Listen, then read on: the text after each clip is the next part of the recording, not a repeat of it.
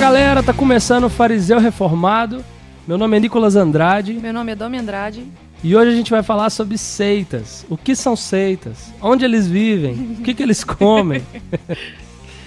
E aí, o que são seitas? Como identificá-las? Qual a diferença de seita para a igreja? Aguenta a mão aí que já a gente vai falar sobre isso.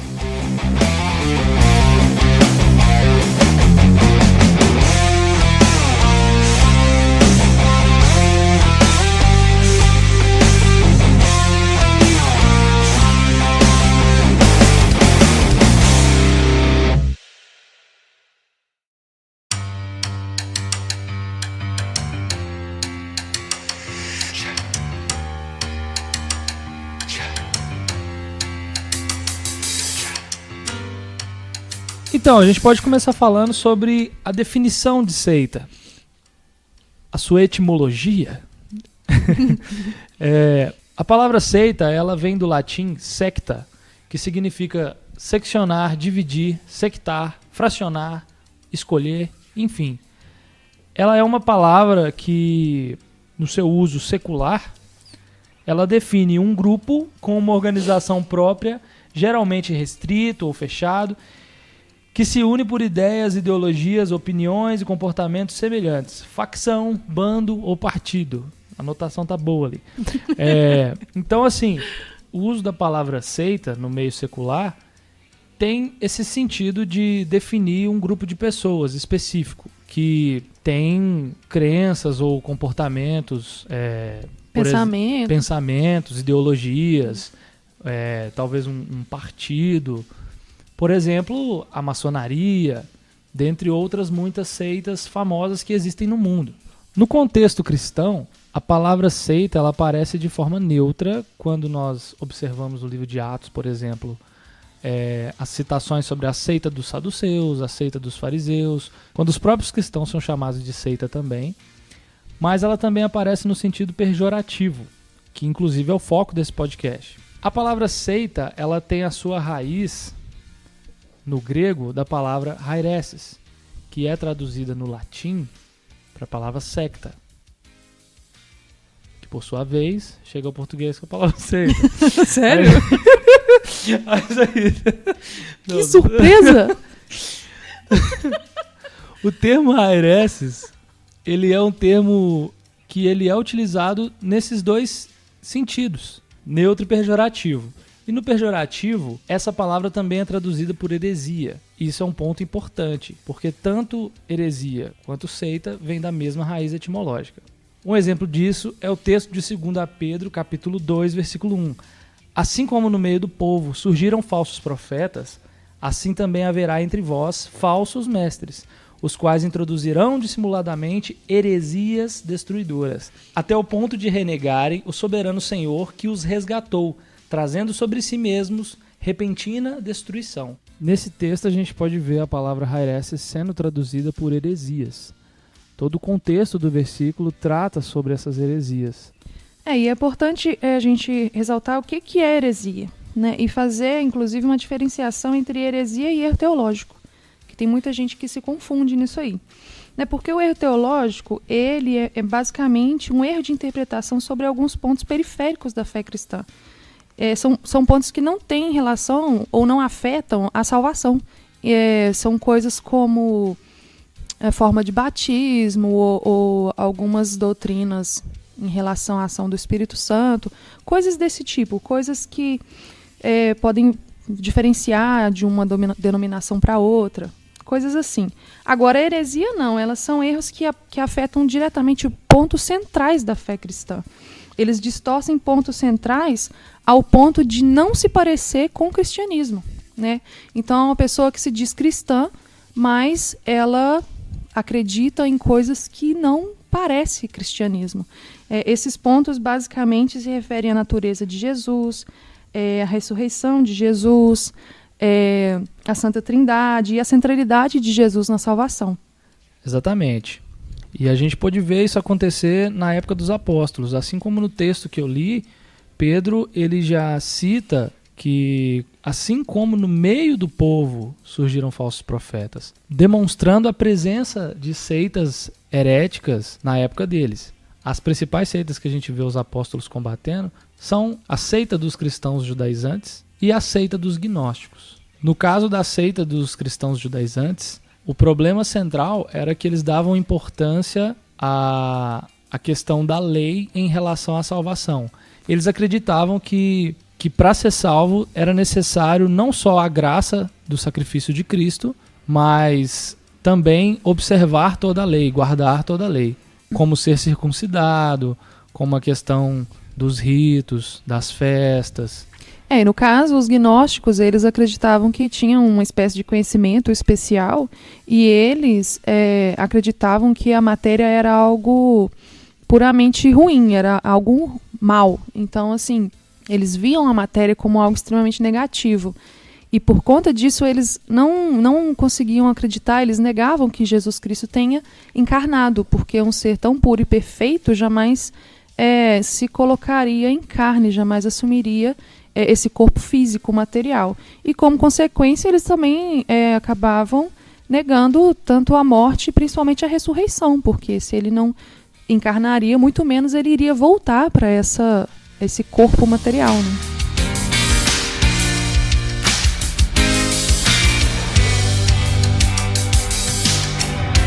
Então, Domi, por que é importante a gente identificar as heresias e seitas? Então, a gente pode ver, né, ao longo do Novo Testamento os estragos, né, que essas seitas heréticas estavam causando na igreja, né, de engano, de desvio.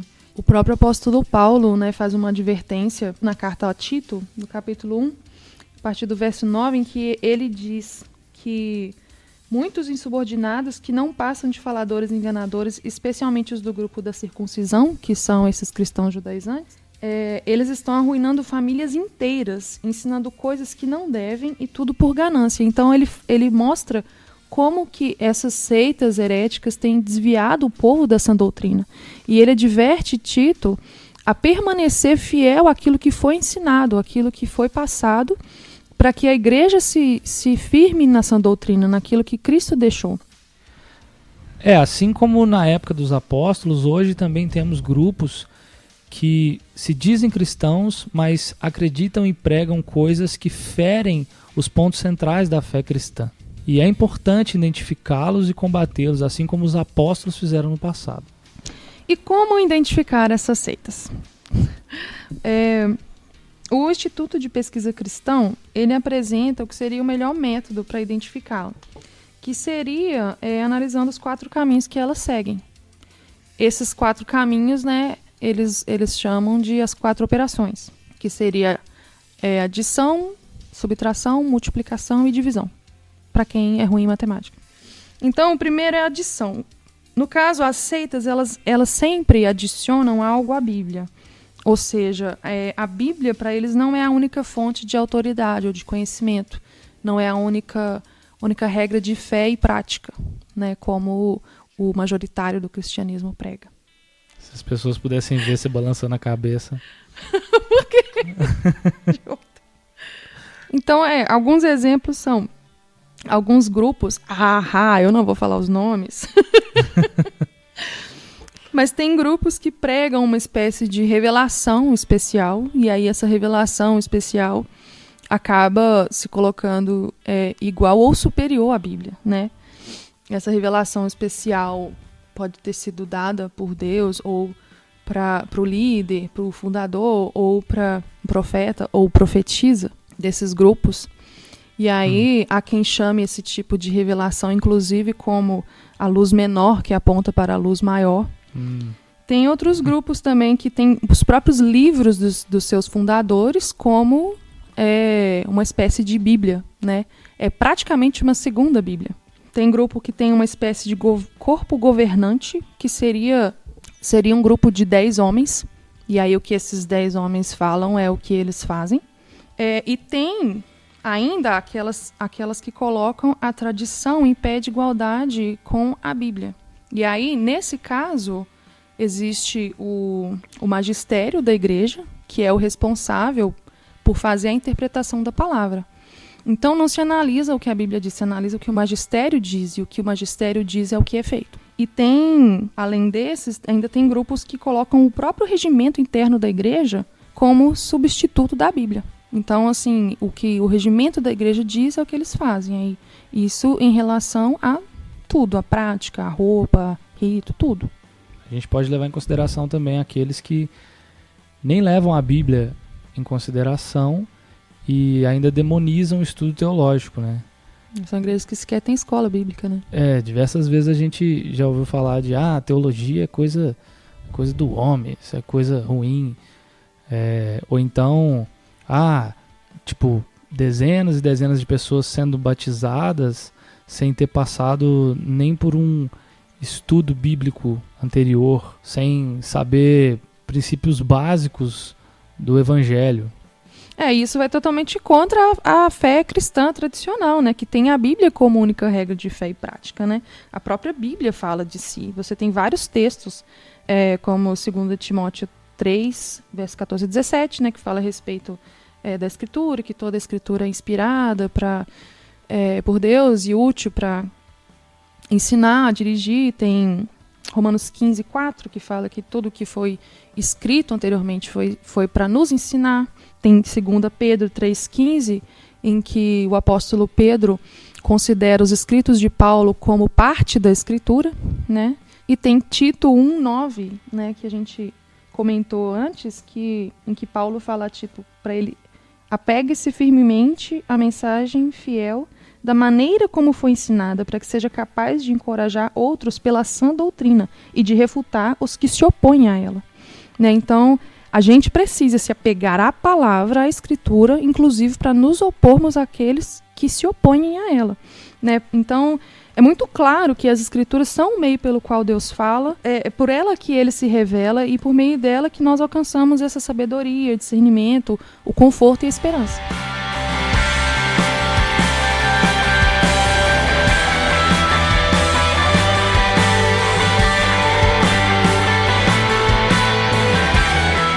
O caminho é a subtração, né? Toda seita, ela subtrai algo da pessoa de Jesus. Pode ser algo da sua natureza divina ou da sua natureza humana, da sua encarnação, da sua ressurreição. Sempre, de alguma forma, diminuem a pessoa de Jesus. Né? Nós temos exemplos, por exemplo, tem alguns grupos que acreditam que Jesus ele foi apenas um fundador de uma nova religião e coloca ele ao lado de tantos outros, né? Como Maomé, né? Foi um grande homem, né? Isso. Tem alguns que colocam que Jesus possui apenas um corpo aparente, o que pode ser até parecido com os gnósticos do passado. Eles não acreditam que ele encarnou de verdade, mas que o corpo dele era apenas aparente. E aí, nesse ponto, eles negam a humanidade de Cristo. E tem outros que negam a divindade, que falam que Jesus não é Deus. Sim. Que Deus é só o Pai, é só Jeová, e Jesus não. Tem aqueles que ainda falam que Jesus é um anjo, ou então que ele foi o primeiro a ser criado, seja uma criatura, ou um anjo, ou um espírito poderoso e sábio criado pelo Pai, mas apenas. E tem também os grupos que colocam outras pessoas em pé de igualdade com Jesus, colocando-os como mediador ou medianeira entre Deus e os homens, tirando assim a centralidade de Cristo. Exatamente. E isso vai totalmente contra o que a Bíblia ensina. Né? A gente tem vários textos que demonstram que Jesus ele é Deus, né? Como João 1, verso 1, em que ele fala que o verbo estava com Deus, estava no princípio com Deus, e o verbo era Deus. Né? Então Jesus é Deus. E tem vários outros textos, né? 1 João 5,20, Hebreus 1,6. E a Bíblia também ensina que Jesus é homem, né? Ele realmente encarnou e se fez humano. Tem vários textos nos evangelhos, como Lucas 2, verso 7, 2,52, tem Mateus 4, 2, Lucas 22, 44, e vários outros textos que demonstram que Jesus teve fome, ele teve sede, ele suou, ele sangrou e morreu. Então, isso é muito claro na palavra. E nós vemos em João 14, verso 6, que o próprio Cristo fala que ele é o caminho, a verdade e a vida. Que ninguém vai ao Pai senão por ele. Então, não tem nenhum outro que faça essa mediação entre Deus e os homens. Ele é a centralidade da fé cristã. Outro caminho que as seitas normalmente seguem é o da multiplicação. Na verdade, esse é um que todas as seitas seguem, que elas multiplicam as formas de salvação. Nesse ponto, a fé em Cristo ela não é suficiente para salvar. Então, eles estão... Esse ponto ele afeta diretamente a salvação pela graça, porque eles colocam outros meios de salvação. Por exemplo, tem grupos que acreditam que a salvação ela se dá por meio de atos de penitência.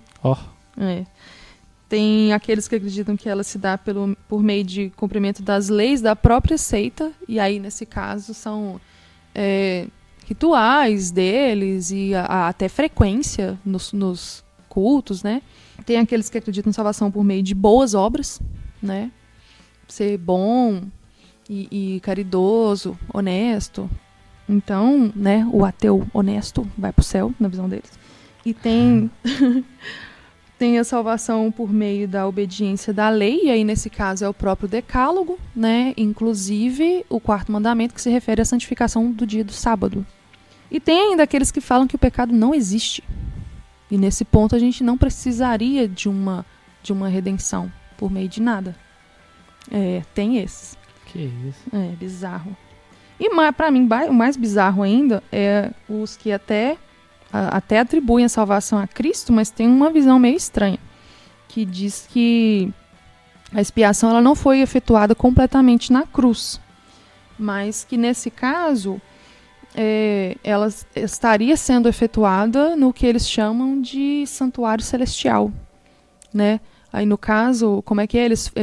Jesus sai do santo e entra no santíssimo? Exato, ele purifica esse santuário e ele está trabalhando até hoje na nossa expiação. Isso, aí ele só a cruz não foi suficiente. Só a cruz não foi suficiente, né? Teve o ato da cruz, e aí lá em 1800 lá vai bolinha, ele sai do santo, entra no santíssimo. 1884. Isso. E nesse santuário celestial ali ele está trabalhando ainda pela nossa salvação. Espero que ele consiga. Então, quando a gente volta para a palavra, a gente vê que não existe base para nada disso, né? Por exemplo, o pecado ele existe sim. Má notícias. 1 João, capítulo 1, verso 8, João fala assim, que se nós afirmamos que nós estamos sem pecados, nós enganamos a nós mesmos. E a verdade não está em nós. Então, o pecado existe sim, e foi por causa dele que Cristo morreu por nós, né? E Cristo ele faz expiação. A gente vê em Efésios 1, verso 7, em que Paulo diz que nele temos a redenção por meio de seu sangue, o perdão dos pecados, de acordo com as riquezas da graça de Deus. E além disso, a salvação ela é pela graça, não é por obras. Paulo é muito enfático nesse ponto, em que ele diz em Efésios, no capítulo 2, que nós somos salvos pela graça, por meio da fé. E isso não vem de nós, isso é dom de Deus. Não vem por meio de obras para que ninguém se glorie. E nesse texto é interessante que Paulo ele coloca muito bem qual que é o lugar das boas obras, né? Ele diz que nós fomos criados por Deus para realizarmos em Cristo as boas obras, as quais Deus preparou antes. Então, assim, as obras elas são a consequência, não a causa da nossa salvação. E o último caminho que eles seguem seria o da divisão. Né? No caso, as seitas elas dividem a fidelidade entre Deus e a instituição. Ou seja, as seitas, de um modo geral, elas são exclusivistas. Né? O que isso quer dizer? Você já deve ter ouvido alguma igreja dizendo não há salvação fora da igreja tal. Com certeza. Né? Só a igreja tal salva. Isso. Ou só quem guarda tal coisa da igreja tal salva. Exatamente. E tem aquelas que dizem que todas as outras denominações são a grande prostituta. Sim. Né? Você já deve ter ouvido isso também. Filhos da grande prostituta. Isso, filhos da grande prostituta. Eles ainda fazem diferença, né? Tem a grande prostituta e as outras igrejas que são as filhas da grande prostituta. Tem também, eu já ouvi numa determinada igreja, que o descumprimento do 4º mandamento do decálogo é a marca da besta. Uhum, sim, exatamente. Então, normalmente, toda seita tem esse tipo de discurso, que todas as outras denominações pregam mentiras e que só nós somos salvos. E ainda é curioso dizer que muitas delas acreditam que são levantadas por Deus especificamente para corrigir os desvios da igreja nos últimos dias. Por isso que normalmente eles têm essa revelação especial, exclusiva deles, e que só quem está ali no meio é que vai ser salvo. Né? E isso novamente tira a centralidade de Cristo, porque, como nós vemos em Atos, no capítulo 4, verso 12, dizendo: não há salvação em nenhum outro, pois debaixo do céu não há nenhum outro nome dado aos homens pelo qual devamos ser salvos. Então, a salvação, ela não existe fora de Jesus, porque em Jesus nós somos salvos. Aquele que recebe a Cristo, que recebe a graça, ele passa a integrar o corpo de Cristo, e na igreja, no corpo espiritual, na igreja espiritual, nós somos salvos. Então, não são instituições ou denominações que são portadoras da salvação, mas Cristo é que opera em nós a salvação. E a gente ainda pode ver no capítulo 3 de 1 Coríntios, no verso 11, em que Paulo diz: porque ninguém pode colocar outro alicerce além do que já está posto, que é Jesus Cristo. Então ninguém tem essa autoridade para dizer quem vai ser salvo, quem não vai, onde vai ser, na minha igreja, na sua igreja, em tal denominação. É Cristo que salva, é Ele que opera em nós a salvação. Então a gente vê que por esses 4 caminhos, como normalmente elas desvirtuam os pontos centrais da fé cristã. Mas tem outras características, né, mais específicas. Por exemplo, negar a ressurreição de Jesus, que a gente comentou, negar a morte de Jesus, negar a Trindade. E aí, nesse ponto, eles falam muitas coisas. Tem quem acredite que Jesus não é Deus, ou que o próprio Deus não é triuno, né, que tem uma fé unicista. Sim, é como se Deus tivesse deixado o céu e habitado a terra, e ele próprio tivesse se ressuscitado. Ressuscitou-se a si mesmo. Que loucura. E ainda tem aqueles que acreditam que existe o Deus, né, Jeová, existe Jesus, mas que o Espírito Santo não é uma pessoa. Né? Então, também, dessa forma, eles também não reconhecem a Trindade. Nesse caso, o Espírito Santo seria só uma força ativa, intuitiva, radioativa, sei lá, alguma coisa assim. E negam a pessoalidade do Espírito Santo, né? E tem vários textos na Bíblia que a gente vê falando claramente que o Espírito Santo ele tem ações independentes, ele sente ciúmes, inclusive, né? Então, dessa forma, eles negam a pessoalidade do Espírito.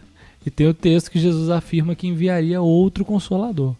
Essa expressão usada por Jesus, outro Consolador, nos deixa muito claro que se trata de uma pessoa.